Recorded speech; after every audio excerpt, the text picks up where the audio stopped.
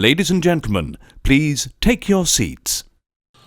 Even when confronted with the horrors of war, art has to survive, and guess what?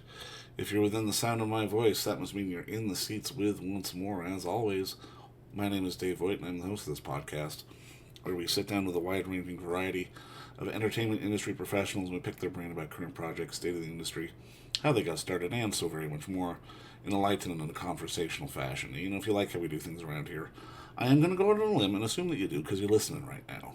And if you are listening, keep listening. Hit that subscribe button, give us the old 5-star rating on your podcast provider of choice.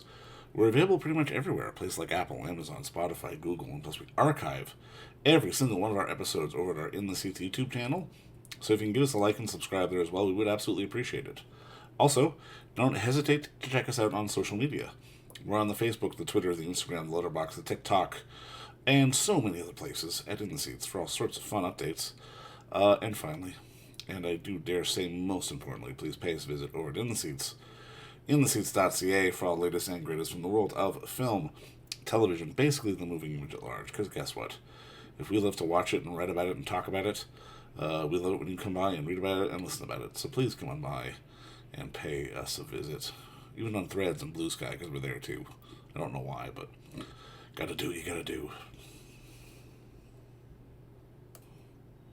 On this episode, we've got a poignant and unique film. It's called Porcelain War. It's going to be in theaters this coming Friday. It's a documentary. Played Sundance to all sorts of acclaim, and it's the story of three Ukrainian artists by the name of Slava, Anya, and Andrey, who, under the roaring fighter jets and missile strikes, have chosen to stay behind and fight, contending with the soldiers that they've ultimately become. They manage to find beauty amidst the destruction, almost defiantly so. And then they show that although it's easy to make people afraid, it's hard to destroy their passion for living and what's truly, truly beautiful. This is a great film. This is really a great and poignant story that is relevant now and relevant any day. It's a fantastic piece of work that I absolutely enjoyed, and I can't recommend highly enough, especially as we sort of head into award season now and people are starting to catch up on all the latest and greatest stuff coming out there. But we had the unique pleasure of sitting down with the co-director of the film, Brendan Bellomo, and the producer, Paula DuPre Pesman, about how this all came about and just sort of making this film and dealing with the logistics of not necessarily having boots on the ground, but still having people there to make this really beautiful and poignant documentary. Which again, I can't recommend highly enough. I know it's going to be playing at the TIFF Lightbox, excuse me, this coming Friday, and it'll select theaters all across the country. But also, just check it out. It's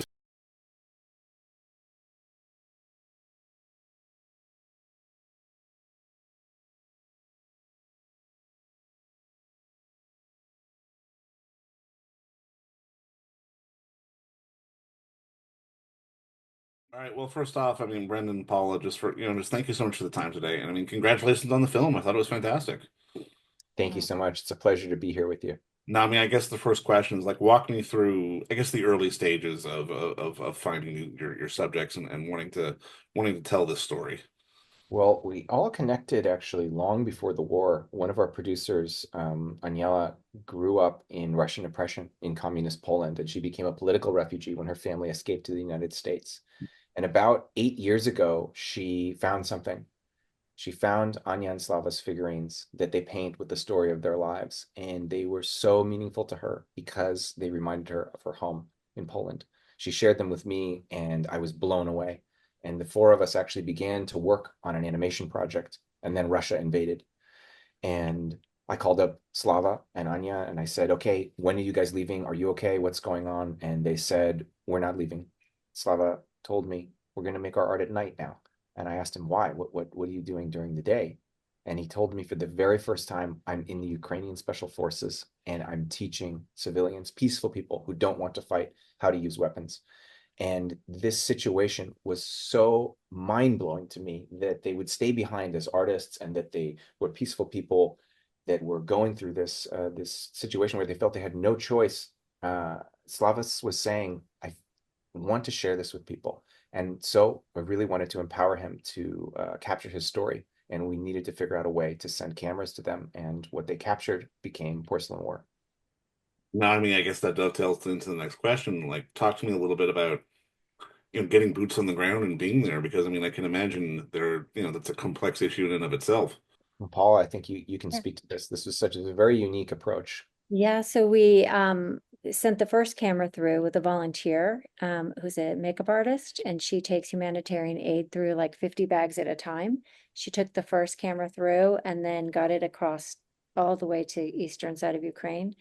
And then more and more, right? We started getting more equipment, drones, other cameras, body cams, and Brendan set up tutorials and taught everyone how to use the equipment, which was a feat in it of itself because there was a barrier of language, but they were able to Brendan was able to create these tutorials for them so that they could use this equipment and capture the footage that you've been seeing in the film.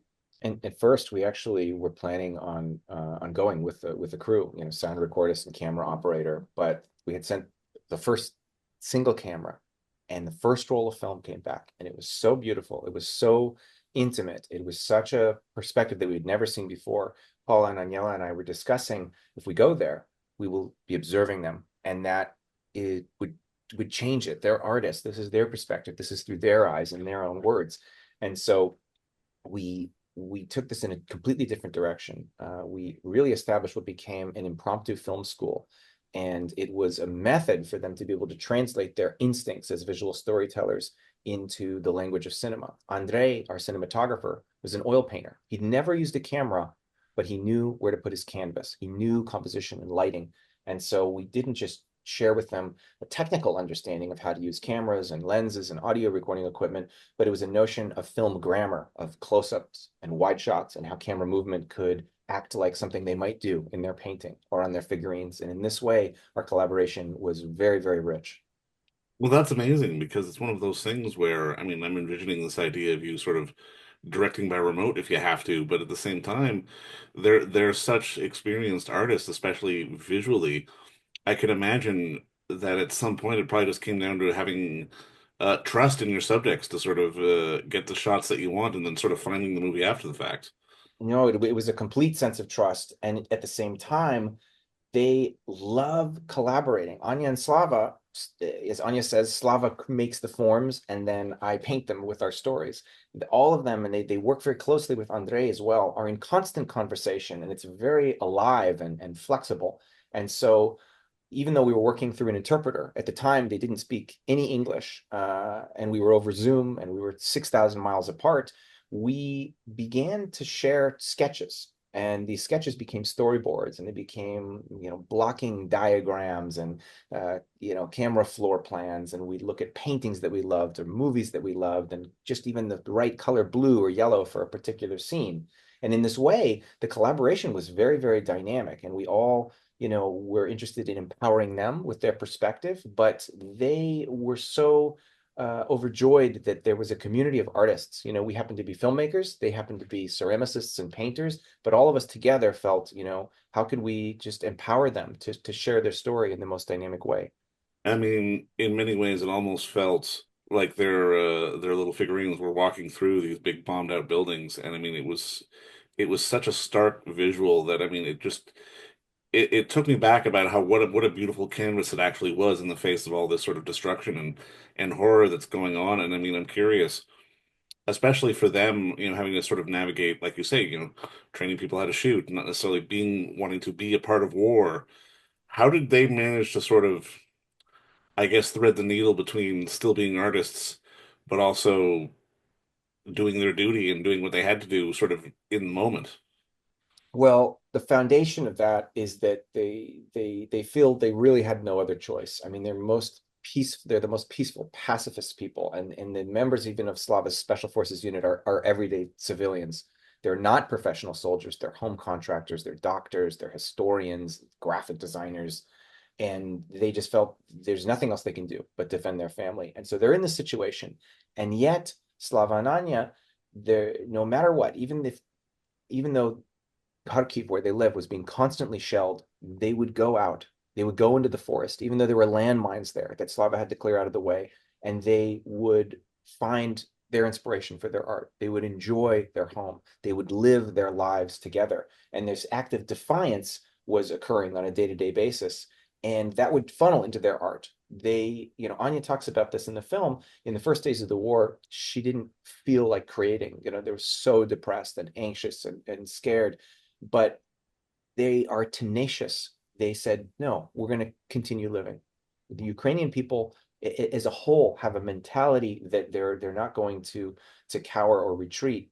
Their culture is under attack. They're going to keep creating. Their museums and universities were bombed and destroyed, and artists were killed. And Slava says you can't bring these people back, but you can make something new. And so I think they're really living as this act of resilience and defiance, and they're creating as an act of resilience and defiance. I love the small moments of animation that were so slight I almost missed it, but I mean it really is this beautiful thing to sort of add an extra layer to the artistic spirit of the whole thing. Can you talk a little bit about wanting to sort of add that layer to it as we get to know these subjects more and more? Well, the animations play a really vital role in the film. Not only are they the way in which, Anya says, painting, this is my language. She feels that she is the most fluent in these brush strokes. And so we knew this would be a deeply important perspective in the film. And it's remarkable. It's beautiful. And it's what brought them together, as a couple. They're collaborating in their art. So it's a key touchstone in that regard, but it also serves a very functional formal purpose in the film, which is we don't have a time machine to go back and show their peaceful past in Crimea before the war. And yet, Anya created a figurine that embodied the story of what they loved before the war began. And we have another that looks at the present of the beginning of the invasion, the first days. Rather than showing news footage or stock footage of what had occurred there, the best way they felt to really share with the audience, it was not to show the atrocities, the horrors, but a story of everyday people and what they were going through. And they did that within their animation, within the figurines. And we worked with a collective of artists in Poland called Blue Studios that felt such kinship with Ukraine because they'd gone through a similar experience with Russia in their history. They worked for almost a year. And they studied Anya's art. We actually sent them about 20 years worth of her photographs of her work, and they learned to work in her style. And they hand drew 7,000 frames of animation, traditional animation that we mapped under the surface of the glaze on these figurines. Now I'm curious because I mean, obviously, when you're telling a story like this, especially as a documentary, you're gonna want to keep a certain degree of separation from your subjects, but at the same time, I can imagine, when you're getting uploaded dailies and you see some of these moments where it's like, okay, they got some pretty good footage and they're in the middle of it. How did you guys manage to sort of, I don't want to say keep perspective, but I mean, just try to balance what I can imagine you guys were feeling emotionally towards these people who you're developing relationships with versus sort of the art of the story that you're trying to tell? It's such an important question. So on one hand, there would be times I'd be on Zoom with Slava and he would say, "Oh, we're so excited to share this footage with you." And then an air raid siren would start and it would cut out. And I knew there was power outage, there was shelling, the heat was going out, and I couldn't sleep. It was so nerve-wracking. It was terrible. And then eventually the footage would come back in and we would continue collaborating. And so despite this distance, we were very, bonded together. There was this empathy, this camaraderie there. And at the same time, when you talk about this notion of objectivity, this is a very personal story. It's about the emotional truth of these people, of artists that are in this war, and they had something they wanted to share, and we wanted to empower them to do that. And yet, we also worked very diligently to ensure the authenticity of that. We worked with fact checkers, ex-Homeland Security personnel, military experts, and they were really investigating and verifying everything that was in the film to make sure it was really, as factually accurate as possible. And I think, what this comes down to is there's a certain perspective that people around the world are getting in the news, this outside observation, and that's critical. It's deeply important. And Slava says we're so grateful that journalists care about Ukraine, but the news also gets old and it does not share the entire perspective. And so we just wanted to give the most dimensional and rich and multifaceted perspective from within that we could. And I think to add to that too, they weren't just participants, they were filmmakers with us. That's right. So we collaborated and they were, Slava's the co-director with Brendan. So it wasn't just us, filming him and filming them. We made that intentional decision that we weren't going to go there and film them, but we were going to empower them and help support them so they can tell their story. Now I've got to ask because you may have had one of the best subjects ever for a documentary film because the dog is adorable. Was there any temptation to sort of, can we get more shots of the dog? No, they're somewhat obsessed with Frodo because he's fantastic. He's adorable, but he's also brave. Even during an air raid, he wouldn't be, afraid or hiding under the bed. He would be there, just defiantly barking at that. And he's also kind. He's so gentle. And Slava talks about how he, in that way, embodies the Ukrainian spirit.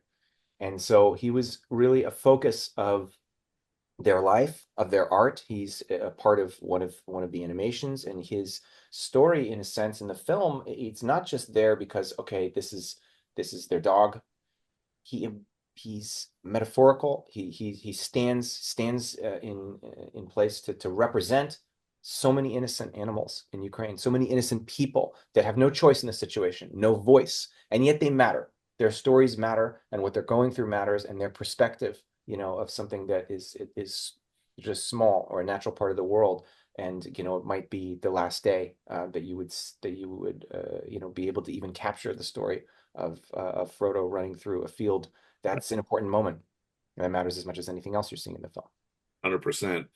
Now, I'm curious, has Slava been able to see the film, the finished product? Because again, just as me as a viewer, it's one of those things where I appreciated sort of the culture and the art, and like you said, the determination of the people, because it allowed me to sort of appreciate, but also respect the fact that, okay, fuck it, we're not leaving. This is who we are. This is where we're from. It was really a nice balance between the two. Well, no, certainly, of course, as we looked at dailies and rough cuts, and we were doing all the finishing process of the post-production, Slava and Anya and Andrey have been a part of seeing the film the whole time, but we never met in person until they stepped off the plane in Park City at Sundance for the premiere.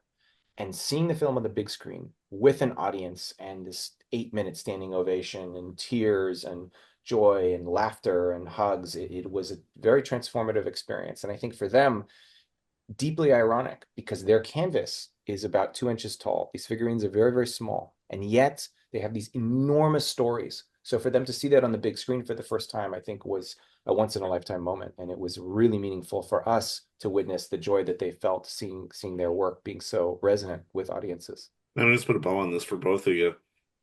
Is are films like this how we keep the conversation going? Because like you said before, news gets old.